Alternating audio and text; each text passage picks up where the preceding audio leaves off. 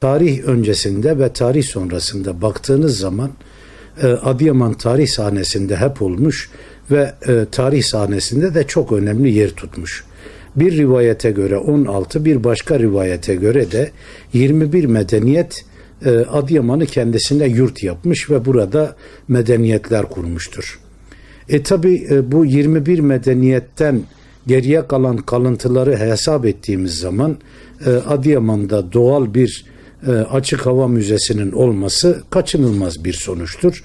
Ve her bir medeniyetten geriye kalan kalıntılarla çok ciddi bir kültürel birikim meydana gelmiş ve böylece Adıyaman oluşmuş. Adıyaman'a baktığınız zaman 300'ün üzerinde tescilli kültür varlığı, müzesine baktığınız zaman işte 90 bin civarında tescilli ve envanterlik eseriyle hakikaten bölgenin, hatta diyebilirim ki arkeoloji dünyası açısından dünyanın en zengin müzelerinden bir tanesidir. Onun için Adıyaman hakikaten önemlidir. Çok değil, yani birkaç ay önce kayalar üzerinde bulduğumuz bir tarih öncesi Paleolitik döneme ait bir buluntu Adıyaman'ın ne kadar geçmişinin ne kadar eskiye dayandığını çok rahat bir şekilde görebiliriz.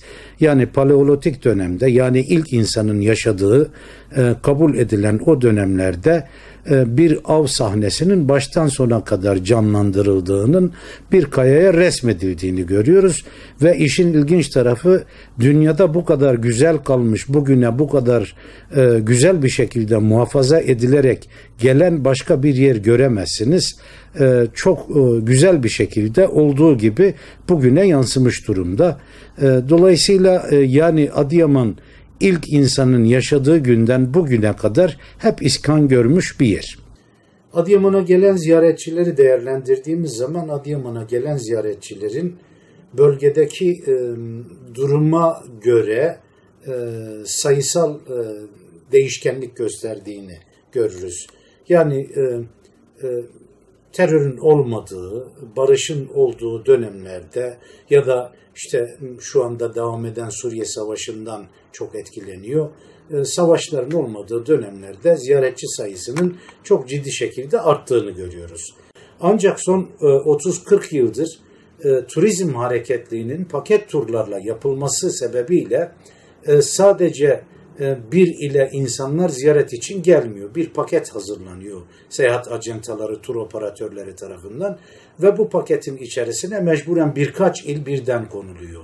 İşte o illerden bir tanesinde bir sorunun olması diğer illerdeki rezervasyonların da iptal edilmesine sebep oluyor, direkt etkiliyor.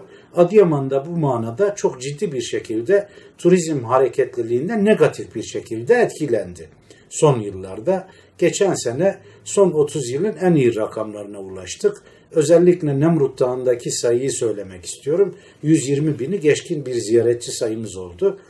Bu ciddi bir rakamdır. En son zannedersem 1979-80'lerde 110 bin civarında bir rakam ağırlamıştık. O rakamlara yeni yeni kavuştuk. İnşallah bundan sonra bölge zaten rahat nefes alıyor. Ve bu rahat nefesi aldıkça Adıyaman'daki turist hareketliliğinin de her yıl çok ciddi oranda yükseleceğinden eminim. Bu eser müzeye geldikten sonra tamamen arkeologlar ve sanat tarihçileri tarafından o eser incelenir.